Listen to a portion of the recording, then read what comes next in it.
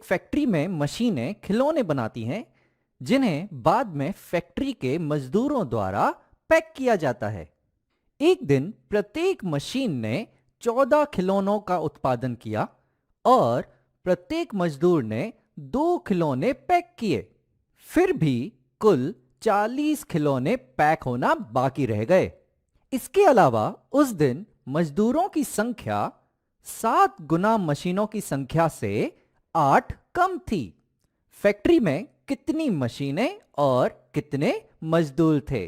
तो यहां पर हमें एक खिलौनों की फैक्ट्री में मशीनों और मजदूरों के बारे में कुछ जानकारी दी गई है और हमसे पूछा गया है कि फैक्ट्री में कितनी मशीनें और कितने मजदूर थे। तो चलो एक काम करते हैं कि हम यहां मान लेते हैं कि फैक्ट्री में कुल एक्स मशीनें थीं और फैक्ट्री में कुल उस दिन वाई मजदूर थे। अब चलो देखते हैं हमें क्या जानकारी दी गई है। हमसे कहा गया है कि एक दिन प्रत्येक मशीन ने 14 खिलौनों का उत्पादन किया। तो हमने माना है कि फैक्ट्री में एक्स मशीनें हैं और अगर प्रत्येक मशीन 14 खिलौनों का उत्पादन करती है तो एक्स मशीनें 14 गुणा एक्स खिलौनों का उत्पादन करेगी।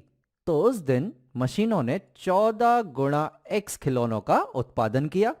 तो मैं यहां लिखता हूं कि जो 14 एक्स है वो कुल उत्पादन है उस दिन खिलौनों का। और आगे हमें दिया गया है कि प्रत्येक मजदूर ने 2 खिलौने पैक किए। अब हमने माना है कि फैक्ट्री में वाई मजदूर थे और अगर प्रत्येक मजदूर 2 खिलौने पैक करता है तो वाई मजदूर 2 गुणा वाई खिलौने पैक करेंगे। तो यहां पर मैं लिखता हूं कि 2 गुणा वाई खिलौने मजदूरों ने पैक किए। और आगे हमें दिया है कि फिर भी कुल 40 खिलौने पैक होना बाकी रह गए। तो यहां पर हमारे पास है कि 14 एक्स खिलौनों का उत्पादन हुआ, उनमें से 2 वाई खिलौने पैक हुए।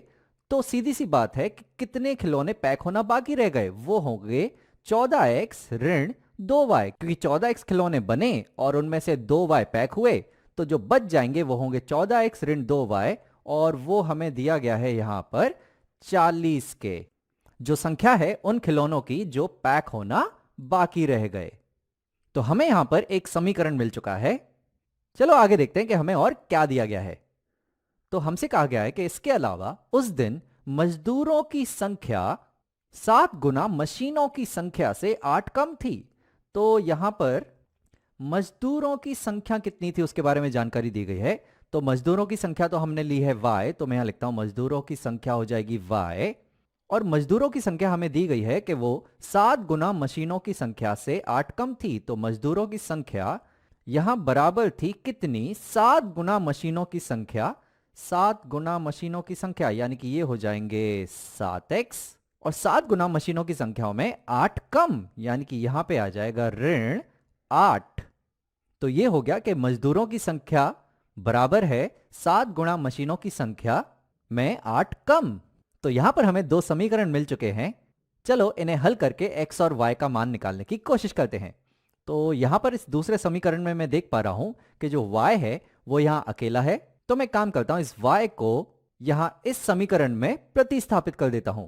तो इस समीकरण को मैं वापस लिखता हूं। ये है हमारे पास 14x ऋण 2y और यहां y की जगह हमें रखना है 7x ऋण 8। तो यहां y की जगह मैं रखता हूं 7x ऋण 8 और ये बराबर है 40 के। तो यहां पे मैं लिखता हूं कि ये बराबर है 40 के।